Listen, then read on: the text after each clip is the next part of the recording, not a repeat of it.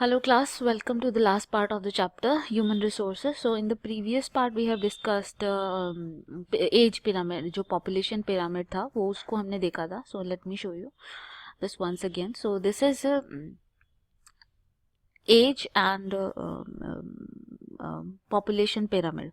ये population pyramid है. ये जो दिखा रहा है इस स्केल पे y एक्सिस पे एज दिखा रहा है और यहाँ पे ये दिखा रहा है कि कितनी जो परसेंट है लो मतलब मेल फीमेल कितने परसेंट हैं उन उसके बारे में दिखा रहा है. एक्स एक्सिस पे हमें दिखा रहा है पॉपुलेशन दिखा रहा है, एक्स एक्सिस पे हमें पॉपुलेशन दिखा रहा है. तो अगर अभी हम मेल फीमेल की बात ना करें, हम कंबाइंड लें कि चाहे मेल हो चाहे फीमेल हो, कोई भी कंबाइंड अगर हम ले लेते हैं तो हम देखते हैं कि इस पिरामिड में 0 से 4 साल वाले बच्चे सबसे ज़्यादा हैं. 0 से 4 साल वाले बच्चों की वैल्यू सबसे ज़्यादा है, सबसे ज़्यादा नंबर उनका है, वो सबसे ज़्यादा है, राइट. उसके बाद 5 से 9, उसके बाद ये फिर ऊपर ऊपर ऊपर ऊपर चलते जा रहे हैं और 85 प्लस तो बिल्कुल कोई है ही नहीं ना. 85 प्लस की पॉपुलेशन तो है ही नहीं, बिल्कुल ना के बराबर है, राइट. इस पिरामिड से हमें ये देखने को मिल रहा है. ये बेसिक एज पिरामिड है.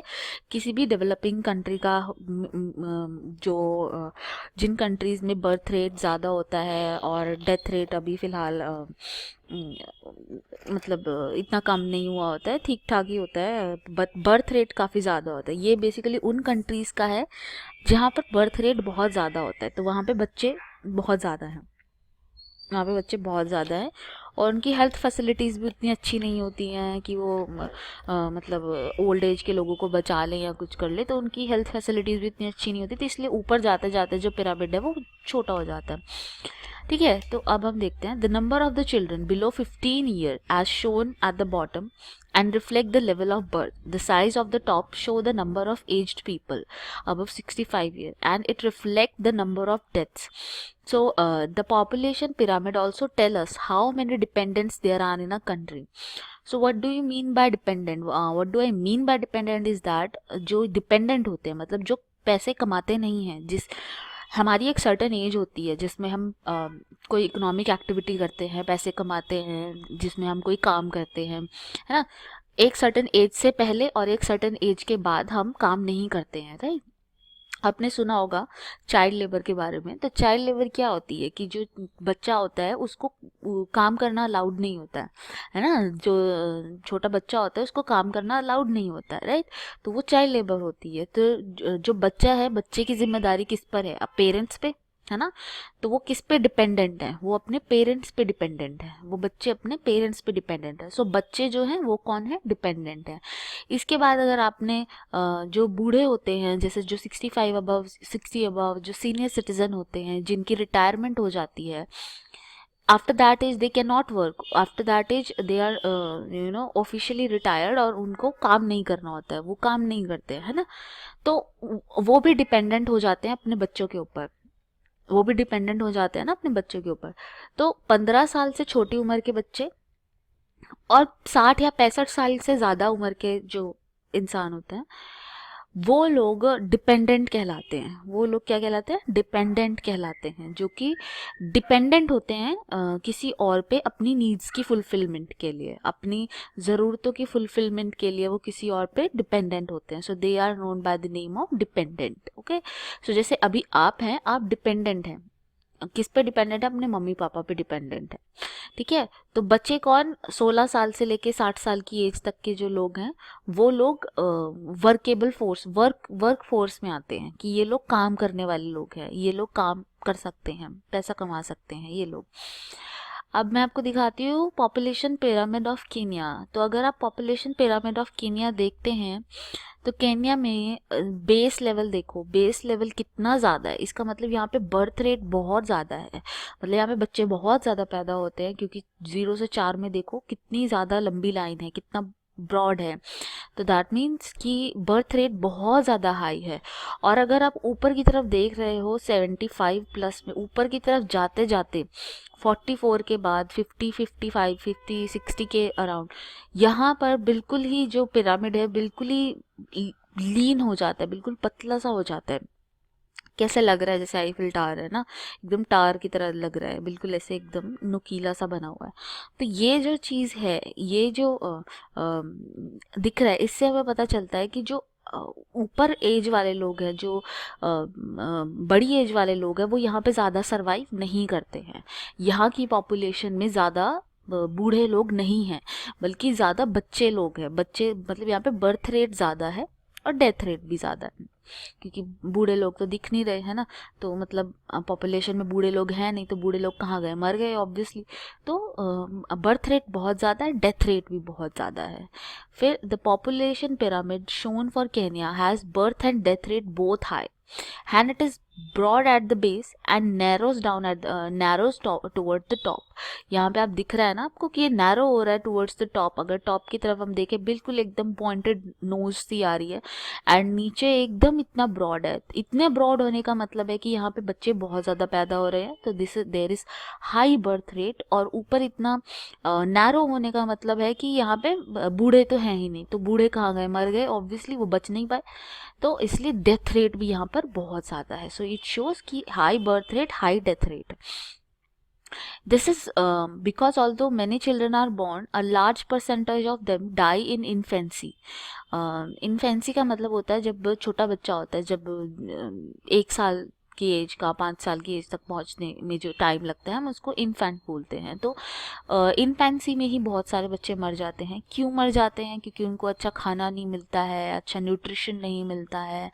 और फिर उसके बाद कुछ बच्चे जो है एडोलेसेंट में मर जाते हैं, मतलब अपनी टीन एज में मर जाते हैं, सेम रीज़न कि उनको अच्छा खाना नहीं मिलता, कुछ नहीं मिलता। तो इस वजह से वो जो पिरामिड है वो ऐसे ऊपर जाते जाते नैरो हो रहा है। पिरामिड ऊपर जाते जाते नैरो हो रहा है। दैट शोज कि नीचे बच्चे तो बहुत सारे पैदा हुए, बट ऊपर जाते जाते पॉपुलेशन कम रह गई। तो ऐसा क्यों हो रहा है? ऐसा इसलिए हो रहा है क्योंकि डेथ रेट बहुत ज़्यादा है ना। ऊपर जाते जाते ये पिरामिड जो है पतला होता जा रहा है। तो ये क्या शो कर रहा है कि बहुत सारे लोग मर रहे हैं, बहुत सारे लोग मर रहे हैं, ऊपर लोग हैं ही नहीं। नीचे नीचे बहुत सारे लोग हैं, ऊपर लोग हैं ही नहीं। तो वो लोग गए कहाँ? तो वो लोगों की डेथ हो रही है, तो वो डेथ रेट भी यहाँ पे बहुत ज़्यादा है। अब पॉपुलेशन पिरामिड ऑफ, अगर हम इंडिया का देखें, तो इंडिया का पिरामिड में आप देखो इतना ज़्यादा ब्रॉड नहीं है। जितना ज़्यादा केन्या का ब्रॉड दिख रहा था नीचे से, उतना ज़्यादा ब्रॉड नहीं है। फिर जितने 0 से 4 साल के बच्चे हैं, उतने ही 5 से 9, 10, 14 इतने थोड़ा सा लेवल पे चल रहा है। ज़्यादा बर्थ रेट इतना ज़्यादा नहीं है, बट स्टिल इंडिया क्या शो करता है? इंडिया शो कर रहा है कि यहाँ पर भी हाई बर्थ रेट है, एंड जो डेथ रेट है वो भी हाई है। डेथ रेट भी यहाँ पे दिख रहा है कि हाँ, ऊपर जाते जाते पॉपुलेशन कम हो रही है, तो डेथ रेट यहाँ पर है, अभी डेथ रेट है।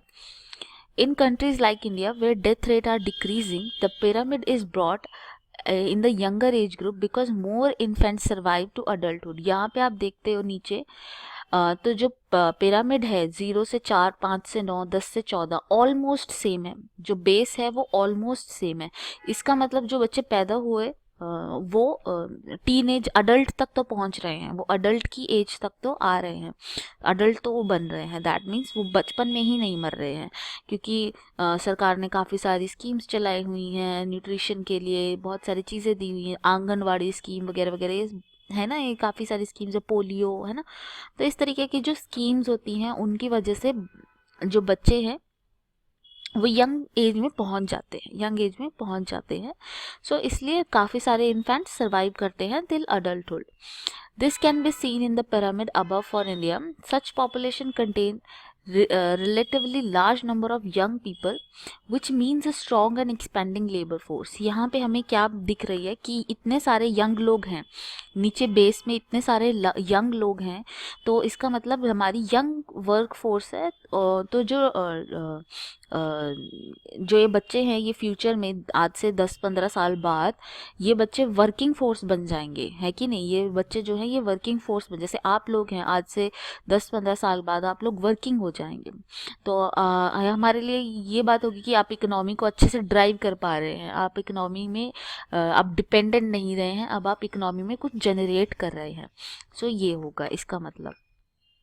अब ये जो पॉपुलेशन पिरामिड है ये बिल्कुल आड़ा टेढ़ा सा ये जापान का है। ये मोस्टली जो डेवलप्ड कंट्रीज होती हैं उनका इस तरह का। यहाँ पे अगर आप देखो तो जो बेस है वो नैरो है, जो बेस है वो नैरो है, वो उतना ब्रॉड नहीं है।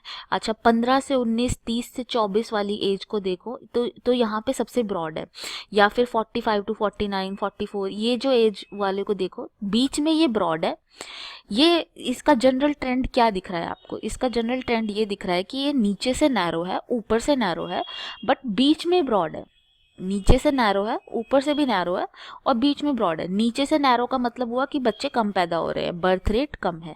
ऊपर से नैरो का मतलब है, ऊपर से नैरो आप 60, 64, 65 की एज को देखो वहाँ पे ये ऊपर से भी